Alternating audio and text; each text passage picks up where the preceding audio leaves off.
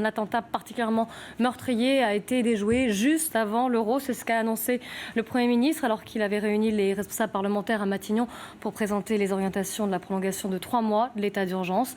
Jean-Michel Descugis, vous êtes le chef du service police-justice à ITL. Qu'en sait-on exactement sur cet attentat qui aurait été déjoué et qui aurait été particulièrement meurtrier ? Écoutez, nous avons appelé les services du Premier ministre. En fait, Manuel Valls, selon son service, fait référence à un Français, Reda Cricket, qui a été interpellé en mars dernier à Boulogne et dans son appartement à Argenteuil, mais l'affaire est connue, a été médiatisée. On avait retrouvé effectivement un véritable arsenal, entre autres 5 kalachnikovs, 7 armes de poing, de quoi fabriquer des ceintures explosives et le fameux TATP qu'on a retrouvé dans les attentats de Bruxelles et les attentats du 13 novembre.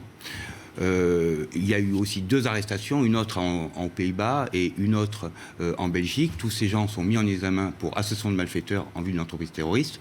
Sauf que, pour l'instant, 4 mois après ces arrestations, rien n'indique qu'il y avait un projet d'attentat bien précis. Peut-être c'était en Europe. En tout cas, aucune cible n'a été retrouvé pour indiquer qu'il y avait effectivement un attentat qui allait se commettre en France et pendant l'Euro. Ça, c'est certain.